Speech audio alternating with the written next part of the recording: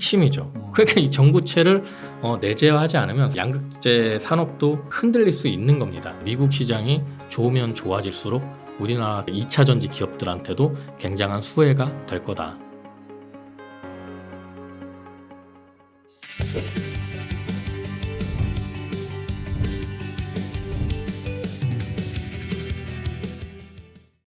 저 같은 경우에는 리튬 가격이 지금 회복이 돼 있고 2차 전지 섹터들이 어느 정도 조정을 많이 거쳤기 때문에 지금부터 조금씩 우상향할 거라고 보고 있습니다.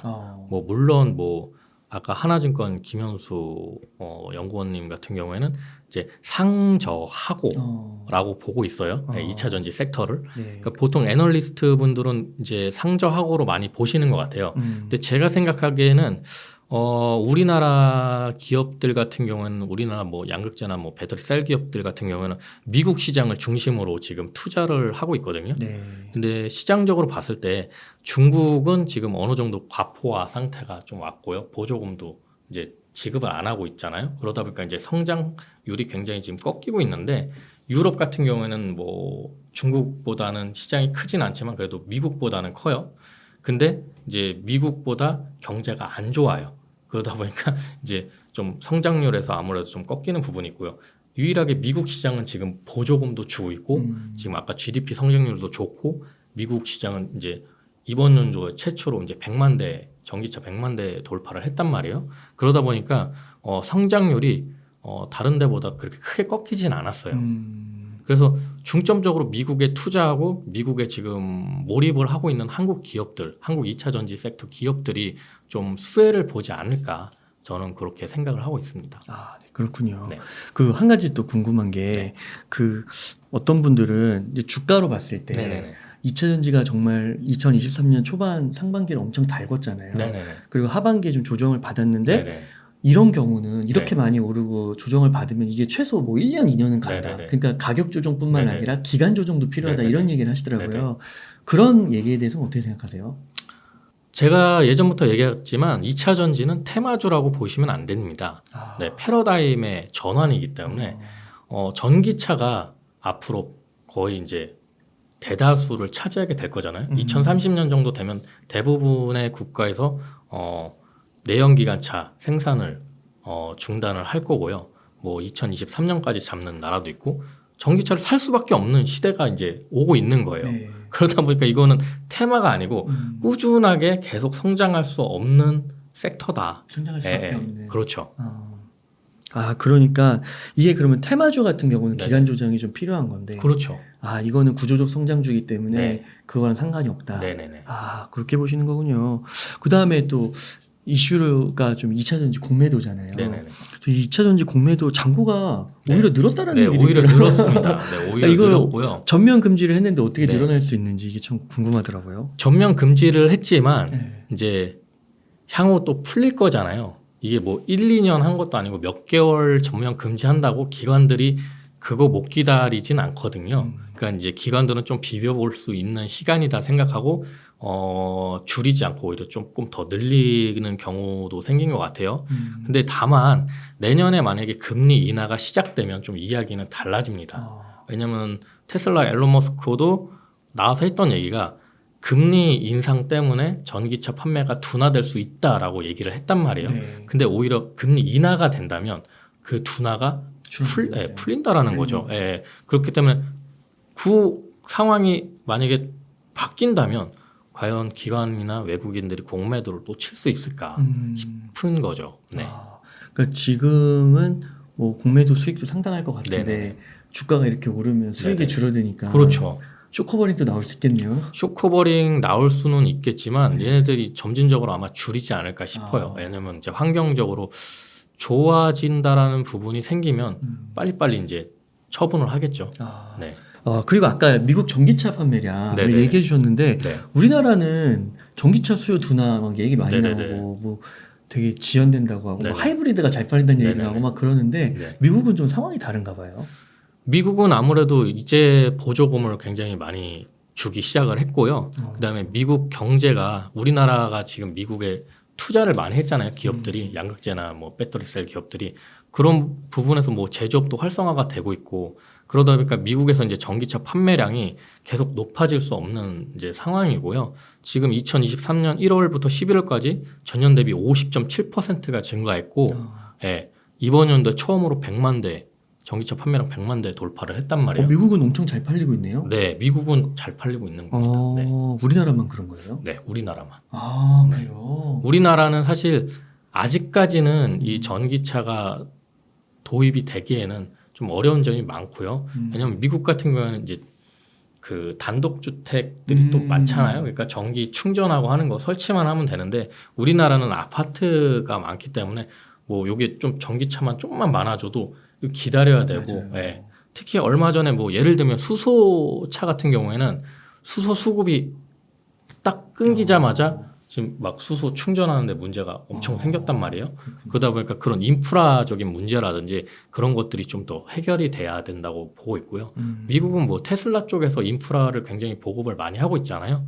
예, 그러다 보니까 그런 인프라적인 요소라든지 그다음에 이제 전기차도 가격이 굉장히 많이 다운되고 있기 때문에 미국이 어떻게 보면 자동차 경쟁에 굉장히 핵심적인 국가거든요. 그러니까 미국에서 성공을 해야 차도 성공을 한다는 얘기가 나올 정도이기 때문에 그런 의미에서 봤을 때 현대기아차가 미국에서 전기차 굉장히 많이 팔고 있거든요. 네. 물론 이제 니스 차 쪽으로 집중해서 노선이 조금 특이한 노선이지만 아무튼 그런 부분에서 전기차를 굉장히 지금 눈에 띄게 판매를 하고 있기 때문에 그런 요소를 봤을 때 미국 시장이 지금 굉장히 좋다라고 저는 보고 있습니다. 그러니까 이게 미국하고 한국의 상황이 다르다. 네네네. 이거를 꼭 알아야겠네요. 네. 근데 세계 시장을 조금 움직이는 건 아무래도 미국 미국이죠. 시장이니까 네. 미국 시장을 네. 조금 더 주요하게 볼 네. 필요는 있겠네요. 그리고 저희 이제 2차 전지 기업들도 미국 시장을 지금 중심으로 투자를 하고 움직이고 있기 때문에 네, 미국 시장이 좋으면 좋아질수록 우리나라 기업들한테 우리나라 그러니까 2차 전지 기업들한테도 굉장한 수혜가 될 거다라고 보고 있는 거죠. 그러니까 최근에 그 뉴스 한국 뉴스를 보면은 네네. 그 전기차 수요 둔화를 많이 얘기하면서 네네. 하이브리드를 또 되게 조명해서 네네. 좀 하이브리드의 강점을 이렇게 네네. 말하는 뉴스들이 되게 많더라고요. 근데 또 재밌었던 게 그 도요타 네네. 그 회장님 아키오 회장님이 네네네. 그 하이브리드 되게 강조하시다가 네네네. 교체됐잖아요. 네네. 그리고 나서 최근에 보니까 또 전기차에다가 어마어마한 돈을 네네. 차세대 그 다음 CEO가 네네네. 투자를 하더라고요. 그러니까 그런 게 약간 이게 뭔가 뉴스가 뭔가 일관적이지가 않다. 네. 뭐 그런 느낌을 좀 받게. 근데 결론은 도요타도 전기차에 엄청난 투자를 지금 진행하고 있다는 게 네. 결론은 하이브리드가 아니고 전기차라는 거죠. 네, 그러니까 하이브리드는 지금 어떻게 보면 징검다리 역할이나 마찬가지입니다. 그러니까 전기차를 본격적으로 보급하기 이전에 그 사이에 불편한 점들을 하이브리드가 채워주고 있는 거죠. 네, 그렇기 때문에 우리나라에서도 지금 하이브리드가 이번 연도에 많이 판매가 됐고요. 왜냐하면 충전하는 데가 어렵잖아요. 근데 하이브리드 같은 경우는 기름 넣고 전기랑 같이 이제 돌아가는 거기 때문에 그런 불편함을 하이브리드 자동차가 채워줬다. 네, 그렇게 보시면 되고 장기적으로 봤을 때는 하이브리드도 사실 점점점 없어지지 않을까 그렇게 생각을 하고 있습니다. 아, 네. 네. 그 또 앞서서 양극재가 네네. 우리 2023년을 좀 달궜다면은 네네. 그 다음에 이제 주목해야 될 게 전구체라고 네네네. 좀 얘기를 하셨잖아요. 네네. 와, 에코프로 머티리얼즈 진짜 많이 올랐는데 네네네. 이거 지금 이 정도면 거품 아닐까요? 어떠세요? 어느 정도 좀 과열이 된 것 같아요. 네. 지금 제가 한 달 전에 여기 출연했을 때 시총이 3조 9천억이었는데, 네. 진짜. 지금 이제 13조가 넘었어요. 그때 무조건 이거 주목하라고 하셨는데 네네네네네. 그때만 샀어도 늦게 그러니까 들어갔어도 한 달 전이 아니고 제가 몇 달 전부터 앞으로 양극재 다음엔 전구체다. 맞아요. 그렇게 계속 얘기를 타이틀을 많이 드렸고요. 뽑으셨죠. 예, 그렇게 얘기를 들었고요. 그 다음에 아마 내년까지도 전구체가 꾸준하게 갈 수밖에 없을 거라고 생각이 들어요. 그리고 특히 에코프로 머티리얼즈는 이제 하이니켈에 맞는 전구체를 이제 생산하기 때문에 좀 뭐랄까나 일반 전구체보다는 중국에도 전구체 굉장히 많이 만들고 있고 우리나라가 중국의 전구체를 97%를 가져오고 있어요. 97%를 이제 내재화를 해야 되잖아요. 전부 내재화를 할 수는 없어요. 왜냐하면 에코프로 머티리얼즈도 이렇게 상장해서 돈을 이제 투자금을 모았지만 내재화 비율 목표가 30%예요. 네. 그렇기 때문에 이제 다 내재화를 할 수는 없지만 그래도 어느 정도 이제 하이 레벨에 있는 이제 높은 레벨에 있는 양극재는 본인들이 만들겠다라는 의지를 보여주고 있다라는 거죠. 그리고 그게 고부가가치 산업이고요. 그래서 지금 에코프로 머티리얼즈가 굉장히 잘 가고 있고요. 왜 제가 이제 양극재 다음에 전구체를 주목하라고 얘기했던 게 양극재에서 이제 전구체가 차지하는 비중이 60%나 됩니다. 어떤 데는 70%까지 얘기를 하는데 이 부분이 만약에 내재화가 전구체가 내재화가 된다면 또 양극재 그 마진율이 또 굉장히 높아지겠죠. 그러니까 이거는 우리나라 기업이 할 수밖에 없는 내재화를 할 수밖에 없는 섹터라고 저는 보고 있고요.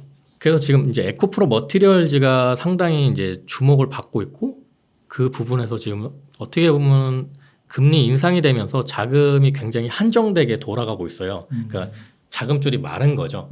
자금줄이 말랐는데도 불구하고 어쨌든 투자를 해야 되는데 어디에 투자를 해야 되냐 이런 의미에서 봤을 땐 거의 1등주에 돈이 몰릴 수밖에 없고요.